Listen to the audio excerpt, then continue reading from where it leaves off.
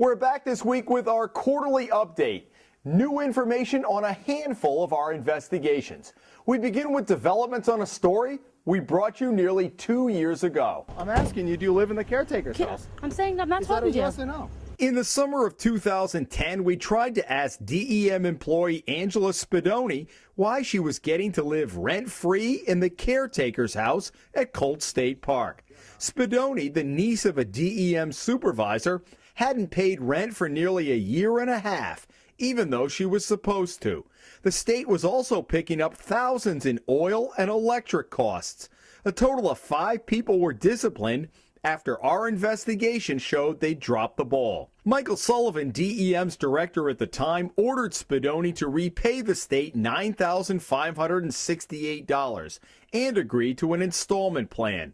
We've learned Spadoni has only paid back $5,923 of it. A DEM spokeswoman says Spadoni was making the payments through payroll deduction.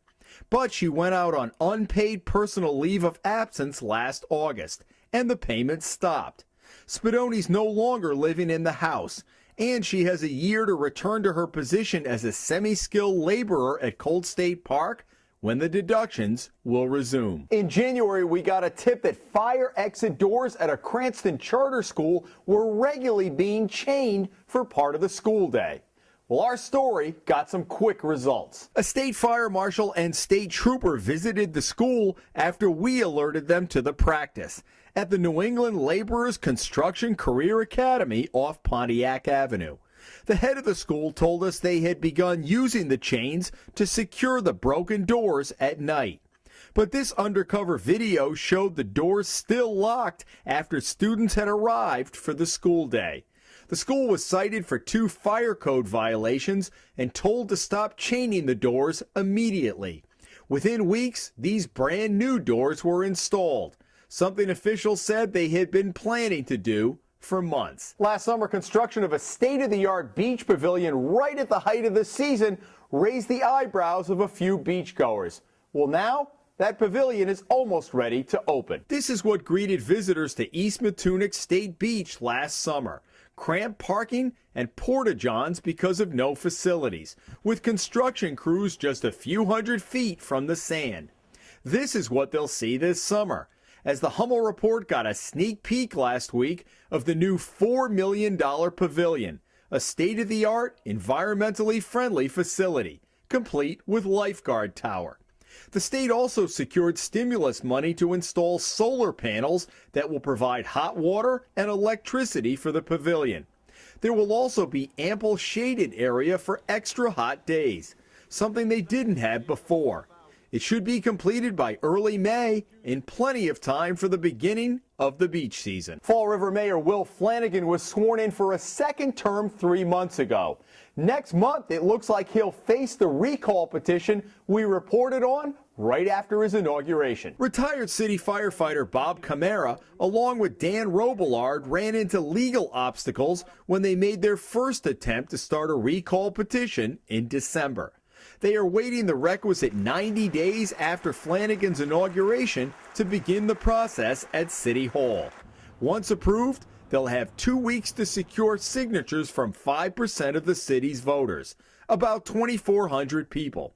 If they get that, Mayor Flanagan would be the first in the city's history to face a recall vote. Embattled Rehoboth Police Chief Stephen ENOS has kept a low public profile since being forced out of his job a year ago. Well, now we've learned that ENOS has applied for another chief's position 1,400 miles from Rehoboth. After a series of Hummel Report investigations about ENOS in early 2011 that helped cause a shakeup in town government, the new Board of Selectmen voted to put the chief on paid suspension last May. He never returned, and his contract ran out in September.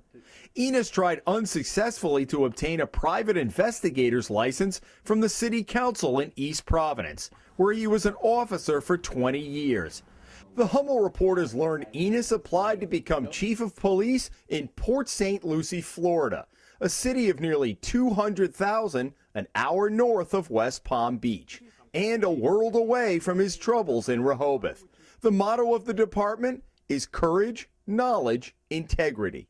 The clerk there tells the Hummel Report ENOS is one of about 4 dozen candidates for the position, and a decision won't be made until later this spring. Last fall, we reported from Block Island about a trash hauling controversy that wound up in court on the mainland.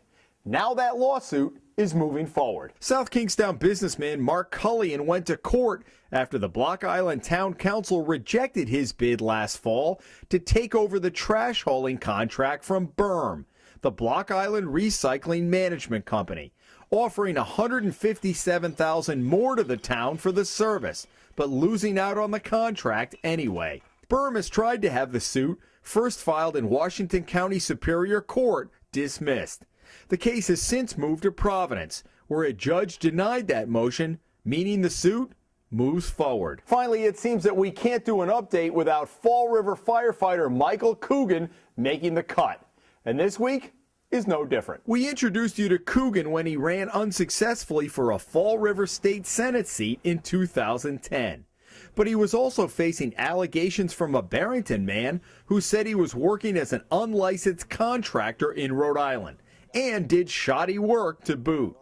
A state board agreed and fined Coogan tens of thousands of dollars, but he has ignored the judgment. That resulted in the Rhode Island Attorney General's office filing criminal charges. Coogan, who has since filed for bankruptcy, was arraigned earlier this month and pleaded not guilty. He's scheduled to be back in court April 2nd. That's a wrap. We'll be back next week with a brand new Hummel Report investigation.